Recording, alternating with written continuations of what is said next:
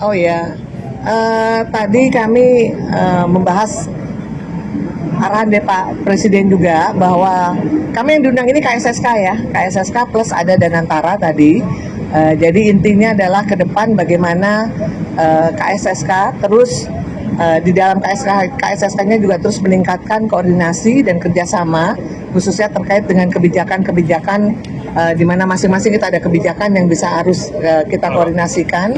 Kemudian juga tentunya kita bersama-sama juga akan mensupport gitu, KSSK juga mensupport pemerintah ya sesuai dengan arah kebijakan yang memang sudah menjadi garis dari pemerintah, capaian pemerintah.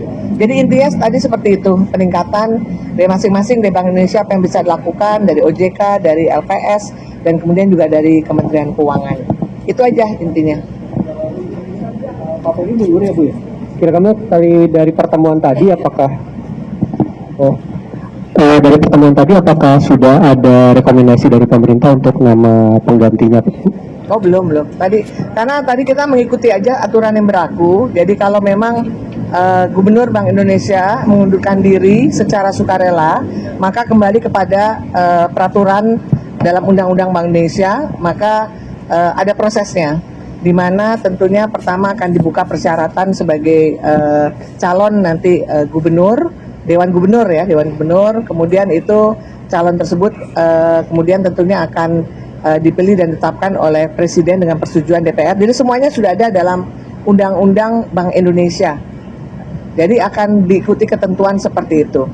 Dan penetapan saya sebagai pejabat gubernur sementara itu adalah memang secara undang-undang menetapkan seperti itu. Apabila gubernur berhalangan tetap, ya termasuk mengundurkan diri, maka deputi gubernur senior akan menggantikan peran dari gubernur itu sebagai pejabat gubernur sementara sampai nanti yang definitif proses akan dimulai oleh Presiden, begitu. Diri berencana untuk mencalonkan diri sebagai calon gubernur BI? Saya hanya menjalankan tugas di sini sebagai pejabat gubernur sementara sesuai dengan ketentuan undang-undang. Oke? Bu.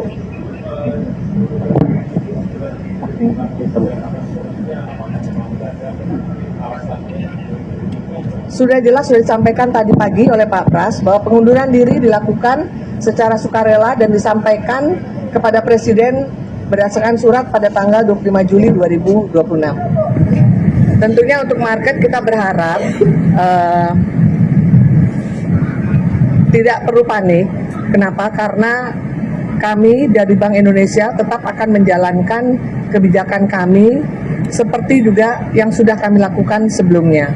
Jadi stance kebijakan kami tidak berubah, bahwa stabilitas nilai tukar akan tetap menjadi kunci dari kebijakan kami saat ini, sehingga kami juga akan terus berada di pasar, baik dengan melalui intervensi di spot, di NDF ataupun NDF, dan juga tentunya di satu sisi juga kebijakan kami yang bersifat untuk pro growth akan kami teruskan melalui kebijakan makro prudensial kami.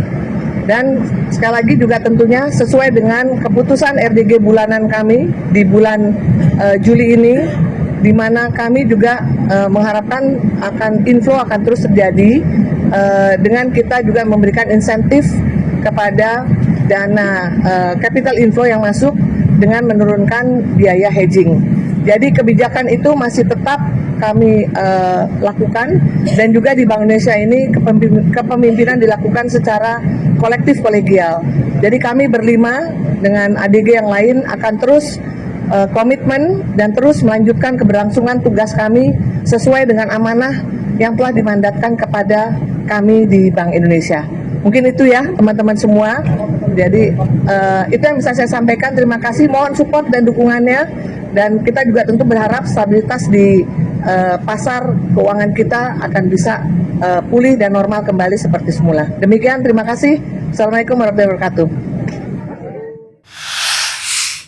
Wahana TV, teropong konsumen.